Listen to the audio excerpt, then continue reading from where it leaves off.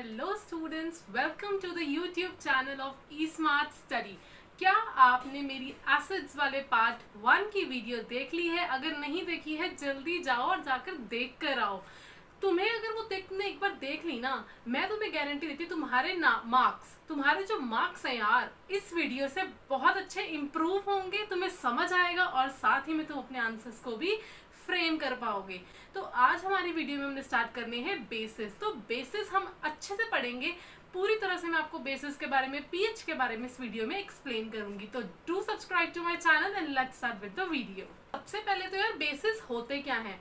Basis वो substances होते हैं जो एसिड के साथ मिलकर उसको न्यूट्रलाइज करते हैं। तो जितने भी सब्सटेंसेस एसिड्स को न्यूट्रलाइज कर देते हैं उन्हें हम बोलते हैं बेसिस। उसके बाद जी हम पढ़ेंगे व्हाट आर अल्कलीज। तो बेसिस में बेसिकली देखो जितने भी मेटल के ऑक्साइड्स होते हैं और मेटल के हाइड्रोक्साइड्स होते हैं। मेटल के ऑक्साइड्स मतलब जैसे कॉपर ऑक्साइड CuO, मेटल के ऑक्साइड्स होते हैं, they come under the category of bases. दूसरे इसमें एग्जांपल आता है हमारे जो कार्बोनेट्स होते हैं, metal carbonates, metal hydrogen carbonates जिन्हें हम बाइकार्बोनेट्स भी बोलते हैं, वो भी हमारे पास यहाँ पे बेसिस की कैटेगरी में ही आते हैं। मेटल के हाइड्रोक्साइड्स मैंने आपको बताया था, जब भी आपको किसी चीज में OH दिखा मिल जाए इसका मतलब वो ऑलरेडी क्या है, बेस है। So this also includes into the category of basis. उसके बाद हमारे पास एल्कलीज क्या होते हैं? तो एल्कलीज मैंने आपको लास्ट लेक्चर में भी बताया था कि alkalis are the water soluble bases. जितने भी बेसिस जो हैं वो वाटर सॉल्युबल हैं उनको हम बोलते हैं एल्कलीज। सो एल्कलीज में हमारे पास एग्जांपल आते हैं स्ट्रॉन्ग बेसिस जो पानी के अंदर इजीली सॉल्युबलाइज होकर अपने आयंस में डिसोसिएट हो जाएं। इसमें हमारे पास एग्जांपल है NaOH, KOH। NaOH को हम क्या बोलते हैं? Sodium hydroxide, this is potassium hydroxide. Now what is common to all the bases? जैसे हमने पढ़ा था एसिड्स में कॉमन क्या होता है कि एसिड्स जो होते हैं वाटर की प्रेजेंस में टूट जाते हैं और अपने आयंस बना देते हैं, H पॉजिटिव और Cl नेगेटिव, H पॉजिटिव और SO4 नेगेटिव वगैरह वगैरह। ऐसे जो बेसिस होते हैं वो भी टूट के अपने आयंस बना लेते हैं। जैसे NaOH जो है वो टूटेगा Na पॉजिटिव और OH नेगेटिव में, और MgOH जो है वो टूटेगा Mg2 पॉजिटिव और OH नेगेटिव के अंदर। बैलेंसिंग ऑफ आयंस के अपने आप कर लोगे। तो सभी बेसिस में एक चीज कॉमन है कि जो OH नेगेटिव है वो तो in the form of ions बाहर निकल ही रहा है। तो ये चीज आपको पता होनी चाहिए कि bases dissociate to form OH negative ions. अब क्या बेसिस कंडक्ट कर सकते हैं इलेक्ट्रिसिटी? Definitely yes.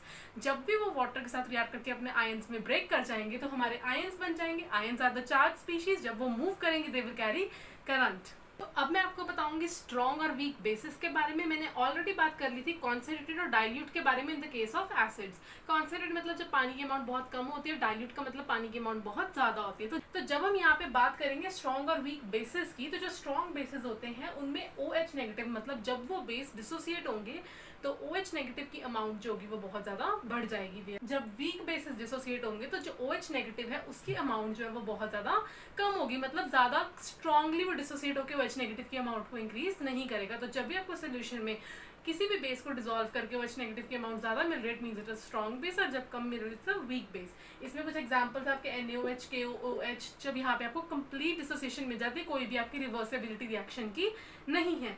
यहाँ पे हमारे पास पार्शियल डिसोसिएशन होती है। आपको पता है पार्शियल डिसोसिएशन, आपको पता भी पार्शियल डिसोसिएशन में मतलब ये वाले एरोज आते हैं कि रिएक्टेंट से प्रोडक्ट भी बन सकता है, प्रोडक्ट से वापस से रिएक्टेंट में भी कन्वर्जन हो सकती है। इसका मतलब एक पार्शियल डिसोसिएशन आपकी यहाँ पे है। मतलब अब हम बेसिस की कुछ प्रॉपर्टी स्टार्ट करेंगे। बेसिस की सबसे पहले प्रॉपर्टी है that they have a bitter taste, मतलब वो टेस्ट में कड़वे होते हैं। दूसरा they have a slippery to touch, मतलब वो सोपी होते हैं टच में। सोप सोल्यूशन होता है, डिटर्जेंट सोल्यूशन होता है, तो ऑल आर बेसिस, तो वहाँ पे आपको सोप इन टच मिलता है। तीसरा होता है they turn red litmus to blue litmus, मतलब रेड लिटमस पेपर को वो ब्लू लिटमस में कन्वर्ट कर देते हैं। Next is they conduct electricity. जैसा कि मैंने अभी बताया, जब हम इसको एक्वस सोल्यूशन में डालते हैं they break up into their ions, और जब वो आयंस मूव करेंगे तो वो इलेक्ट्रिसिटी को कंडक्ट करेंगे। Now last point is, last तो नहीं है, मतलब नेक्स्ट पॉइंट इज जब मेटल के साथ बेस रिएक्ट करता है तो क्या बनाता है? मेटल का सॉल्ट बनाएगा और साथ में हाइड्रोजन गैस रिलीज करेगा। Same was gone for the acids कि जो एसिड्स जब मेटल के साथ रिएक्ट करते हैं तो हाइड्रोजन गैस रिलीज करता है, एक मेटल सॉल्ट बनाता है। तो यहाँ पे मैंने सोडियम हाइड्रोक्साइड लिया, उसको जिंक मेटल के साथ रिएक्शन करवाया तो मेरे पास मिला Na2ZnO2।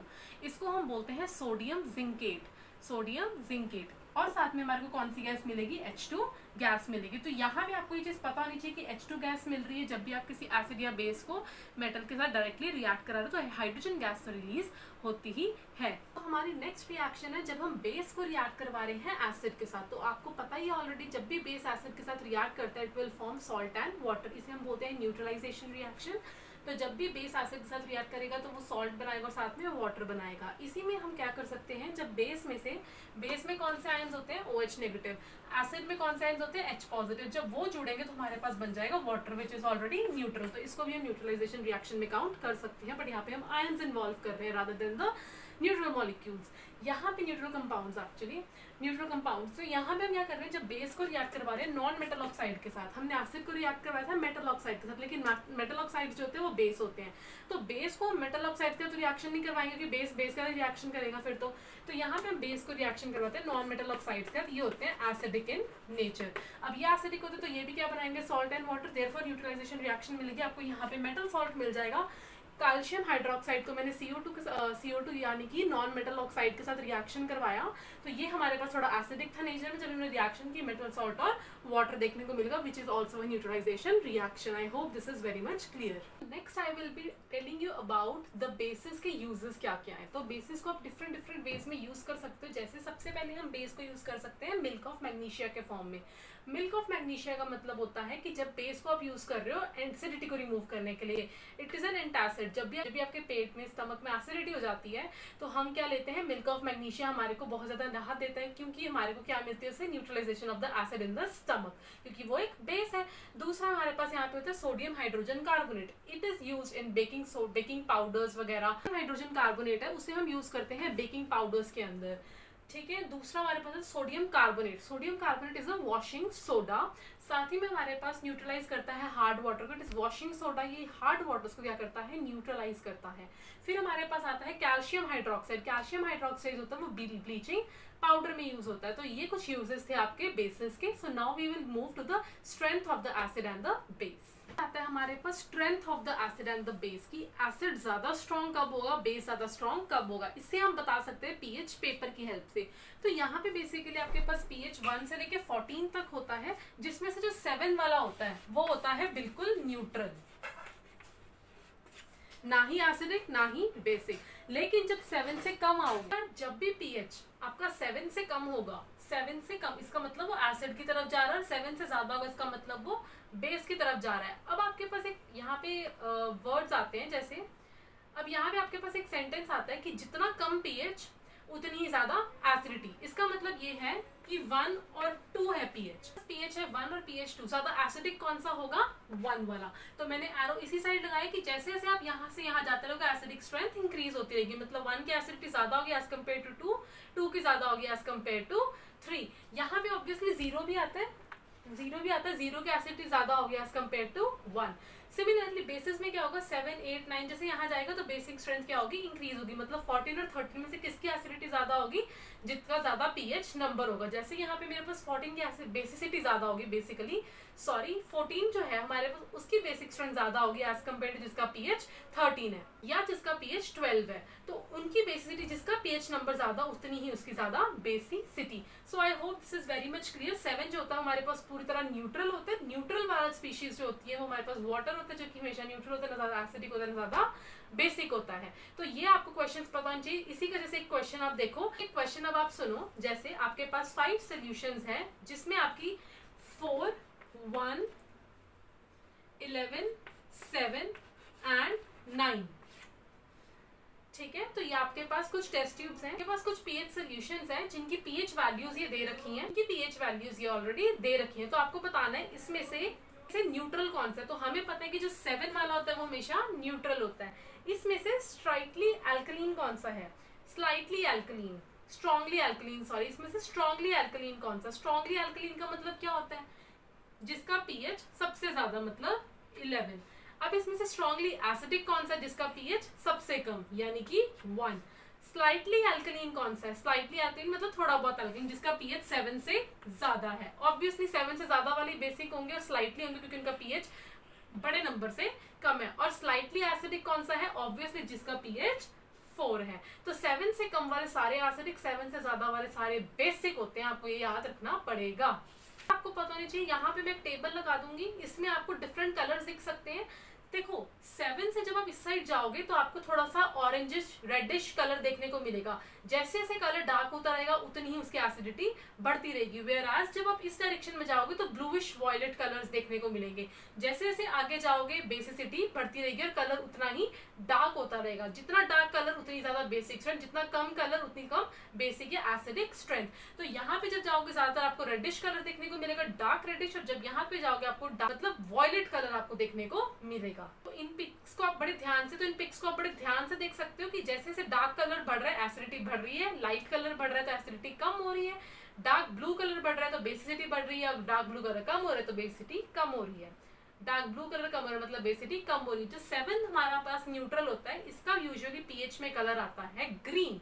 ठीक है, तो 7th कलर का 7th पीएच का यूजुअली कलर हमारे पास आता है ग्रीन। लास्ट टॉपिक हम पहुंच गए हैं इस वीडियो पे, और अब हम देखेंगे कि यूजेस क्या है पीएच के। हम पीएच को यूज क्यों कर रहे हैं यार, क्यों कोई भी चीज पढ़ने का ऑब्वियसली कुछ तो यूज होगा ना।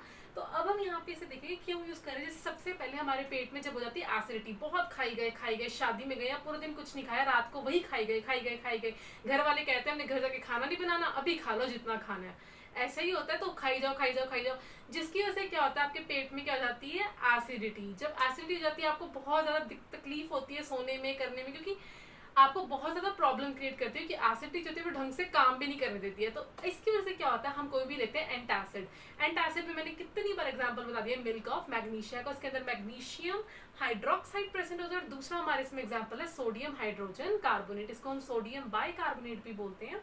तो ये तो चीजें होती है जब आप कोई भी चीज लेते हो एसिडिटी को न्यूट्रलाइज करने में, उनमें ये चीजें प्रेजेंट ऑलरेडी होती है। तो sodium hydrogen carbonate containing compounds as well as milk of magnesia is very much good for neutralizing the acid in your stomach and release the acidity. दूसरा हमारे इसमें एग्जांपल है टूथ डीके। हमने कुछ भी खाया, जैसे कोई भी शुगर या कुछ भी हम खा रहे हैं फॉर सपोज, तो हमारे जो माउथ में बैक्टीरिया होते हैं वो उसे ब्रेक करते हैं, कन्वर्ट करते हैं लैक्टिक एसिड में। और जब भी लैक्टिक एसिड का पीएच 5 से कम चला जाए, कि मतलब 5 से कम पीएच अगर चला गया तो बेटा क्या होगा, आपके जो टीथ है ना, टीथ के अंदर आपका लैक्टिक एसिड आपके टूथ के इनामिल को खराब करना शुरू कर देगा, उसे करोड करना शुरू कर देगा, जिसकी वजह से आपके टीथ में क्या हो जाती है डेंटल कैरीज या और भी प्रॉब्लम्स देखने को मिलती हैं। तो इसको हम कैसे करेक्ट करते हैं, जो हमारे पास टूथपेस्ट होती है उसके अंदर होता है नमक, यानी कि उसके अंदर बेसिकली क्या होता है बेस। तो वो बेस जो होता है आपके लैक्टिक एसिड को न्यूट्रलाइज कर देता है और आपको बहुत ज्यादा बहुत ज्यादा स्पार्कलिंग टीथ देखने को मिलते हैं। अगर आप अच्छे से ब्रश करते हो तो सुबह और शाम को ब्रश करना मत भूलिएगा। नेक्स्ट इसका एग्जांपल है, तो अब हमने पढ़ना है पीएच जो है प्लांट्स और एनिमल लाइफ को कैसे कंट्रोल करके रख सकता है, कैसे उनके लिए बेनिफिशियल हो सकता है और कैसे हार्मफुल हो सकता है। तो देखो जो प्लांट्स होते हैं ना, उसमें क्या होता है पीएच जो होता है वो 7 का अगर होगा सॉइल का तो बहुत अच्छा वो वर्क कर लेगा। वो 7 की जो पीएच है वो क्लोज होना चाहिए, आसपास होना चाहिए। ज्यादा कम होगा, ज्यादा बेसिक होगा तो जो हमारा सॉइल होगा भाई वो अच्छे से काम नहीं करेगा, अच्छे से आपको क्रॉप प्रोडक्शन नहीं करके देगा। तो सॉइल का जब भी पीएच बिगड़ जाता है ना, तो उसमें हम ना कोई या तो फर्टिलाइजर ऐड करते हैं या कोई ना कोई मेडिसिन ऐड करते हैं, ताकि ऑब्वियस उसमें बेस होगा, ताकि हमारा सॉइल का पीएच दोबारा से मेंटेन हो पाए और हमें अच्छी अच्छी क्रॉप्स दे पाए। तो यहाँ पे हम सॉइल के पीएच को कंट्रोल करने के लिए हम ऐड कर सकते हैं, अगर क्योंकि जो पीएच होता है वो ज्यादातर क्या होता है मोस्ट ऑफन सॉइल का पीएच होता है ना, वो होता है हमारा एसिडिक। तो एसिडिक पीएच को कंट्रोल करने के लिए हम उसमें बेसिस ऐड करते हैं। बेसिस में आप क्या क्या ऐड कर सकते हो, quicklime, calcium oxide, slaked lime, calcium hydroxide और कैल्शियम कार्बोनेट यानी कि चॉक। जब आप वो ऐड कर दोगे अपने फील्ड में या सॉइल में तो वो थोड़ा सा उससे न्यूट्रलाइज हो जाएगा और आपके क्रॉप्स को भी अफेक्ट ज्यादा नहीं करेगा। तो दूसरा हमारे पास एग्जांपल है एनिमल्स की जो बॉडी होती है वो नॉर्मली फंक्शन करती है पीएच ऑफ 7 या 7.8 के करीब। तो इसमें बहुत अच्छे से वो ऑलरेडी फंक्शन कर रही होती है। लेकिन अगर आपके पीएच थोड़ी सी गड़बड़ हो गई तो बेचारे जो एक्वाटिक एनिमल्स हैं, दूसरे एनिमल्स हैं, वो सर्वाइव नहीं कर पाते हैं। जैसे जब भी रेन के अंदर हमारे को पता है एसिडिक गैसेस जब मिलती है तो वो एसिड रेन क्रिएट करती है। और जब भी रेन का पीएच 5.8 से 5.6 से, जब भी रेन का पीएच, ये बहुत इंपॉर्टेंट क्वेश्चन है, जब भी रेन का पीएच 5.6 के बराबर हो या ऑब्वियसली 5.6 से कम हो, मतलब 5.6 एक अलार्मिंग सिचुएशन है, अगर इसके बराबर भी होगा तो भी आपकी कौन सी रेन होगी, एसिड रेन। और एसिड रेंज अगर पॉन्ड्स में जाएगी जिसका ऑलरेडी पीएच हमारा कम हो चुका होगा, जो इससे कम होगा, जो ऑलरेडी एनिमल्स में एसिडिटी क्रिएट कर रही है, तो ये जो पीएच होगा उस पानी के अंदर जाके उसे और एसिडिक बनाएगा, और जितनी भी एक्वाटिक लाइफ या फिशेस हैं वो इजीली वहां पे सर्वाइव नहीं कर पाएंगे and they will ultimately die off. तो आपकी जो बॉडी है या जो एनिमल्स की बॉडी है उनकी नॉर्मल रेंज ये है, लेकिन अगर रेन में भी एसिडिटी आ जाएगी तो पानी के अंदर जाएगा, एसिडिटी क्रिएट होगी और एक्वाटिक लाइफ के लिए वो बहुत ज्यादा हार्मफुल है। Even for humans acid rain is also not good. Even for humans, this is the pH range in which your body functions very much efficiently. तो अब मैं आपको बताऊंगी, तो इसके लिए हम क्या करते हैं कि एसिड जो आपके एसिडिटी हो जाती है पॉन्ड्स में या कहीं भी, तो उसमें हम ऐड करते हैं कैल्शियम कार्बोनेट। कैल्शियम कार्बोनेट को ऐड किया जाता है, जिससे क्या होता है कि आपकी जो पॉन्ड्स हैं उनकी एसिडिटी भी काफी ज्यादा रिड्यूस हो जाती है। जितनी भी लेक्स हैं, पॉन्ड्स हैं, उसमें आप देख सकते हैं इस पिक में कैसे कैल्शियम कार्बोनेट को ऐड किया जाता है ताकि उसकी एसिडिटी को रिड्यूस किया जाए और हमारी एक्वाटिक लाइफ सर्वाइव कर सके। So now the last example of this is, जी अब लास्ट आपका इसका एग्जाम्पल है कि जो पीएच है, कि जो अब जो हमारे एसिड्स और बेस होते हैं वो प्लांट्स और एनिमल्स कैसे यूज करते हैं अपने आप को प्रोटेक्ट करने में। जैसे हमारे पास क्या होता है, जब भी कोई एसिड या बेसिक चीज आपकी स्किन के साथ अटैच होती है, आपकी स्किन के साथ कांटेक्ट में आती है, तो आपको थोड़ी सी बर्निंग सेंसेशन फील होती है, तो उसको न्यूट्रलाइज करने के लिए ऑब्वियसली आप उसका ऑपोजिट चीज ऐड करोगे। जैसे आपके पास जो एनिमल्स हैं वो क्या करते हैं, इंजेक्ट करते हैं सर्टेन केमिकल्स। जैसे अगर कोई बी है, हनी बी, वो आपको जब काटती है तो आपको जो स्टिंग फील होती है वो अपने हनी बी जो होती है, जो आपके बॉडी के अंदर एक एसिड इंजेक्ट कर देती है, जो कि बहुत वीक एसिड होता है, जिसकी वजह से आपकी स्किन में थोड़ी सी सेंसेशन फील होती है। तो अगर आप उसके ऊपर कोई भी बेसिक चीज लगाओगे, आपको उसकी स्टिंग का न्यूट्रलाइजेशन इफेक्ट मिलेगा और काफी ज्यादा अपनी पेन भी कम हो जाएगी। दूसरी चीज आपके पास है वास्प स्टिंग। वास्प की जब स्टिंग जब आपको काटेगा तो आपके बॉडी के अंदर वो बेस इंजेक्ट करेगा, तो बेस इंजेक्ट करेगा तो उसको कौन न्यूट्रलाइज करेगा, ऑब्वियसली अ एसिड, जो कि वीक एसिड होना चाहिए ऑब्वियसली। फिर उसके बाद है जब भी कोई एंट स्टिंग, एंट अगर आपको काट रही है तब भी आपको टिकलिंग सेंसेशन थोड़ी सी होती है, बिकॉज एंट आपकी बॉडी के अंदर इंजेक्ट करती है एसिड जिसका नाम होता है मिथेनोइक एसिड। ये हमने एसिड्स में भी पढ़ा है, मिथेनोइक एसिड का फॉर्मूला होता है HCOOH। सिमिलरली एक लीफ है, जैसे एक प्लांट है आपके पास नेटल प्लांट, उसका जो लीफ होता है उसमें भी स्टिंग्स प्रेजेंट होती है, आप यहाँ पे देख सकते हो। जब वो भी आपकी स्किन के अंदर थोड़ा सा इंजेक्ट हो जाए तो वो यही एसिड आपकी स्किन के अंदर इंजेक्ट करता है और एसिड रिलीज करता है मिथेनोइक एसिड। इसको आप न्यूट्रलाइज कर सकते हो बाय रबिंग बेकिंग सोडा, जो कि ऑलरेडी एक बेस है, जिसकी वजह से आपको न्यूट्रलाइजेशन इफेक्ट देखने को मिलेगा। दूसरा हमारे पास यहाँ पे क्या होता है, नेटल लीफ के लिए बहुत ट्रेडिशनल एक मेथड यूज होता है डॉग प्लांट का। डॉग प्लांट जो होती है ऊपर डॉग प्लांट के लीफ को रब करते हो। जो लीफ होता है डॉग प्लांट का वो भी क्या होता है, बेसिक होता है, क्या होता है, बेसिक केमिकल होता है, जिसकी वजह से आपको जो नेटल स्टिंग का सेंसेशन होगी वो बंद हो जाएगी, बिकॉज वो न्यूट्रलाइज कर देगा। और सबसे मजेदारी बात ये है कि जो नेटल लीफ का प्लांट होता है उसके आस पास ही डॉग प्लांट भी लगा होता है। तो ये बहुत ट्रेडिशनल वे है for curing the nettle leaf अगर स्टिंग हो जाए, अदरवाइज कोई भी बेस आप लगाओ न्यूट्रलाइज तो वो हो ही जाएगा। So this was all about the bases and the pH indicators. Next video में हम last video हमारा salts पे होगा, so do check it out my channel and subscribe to it.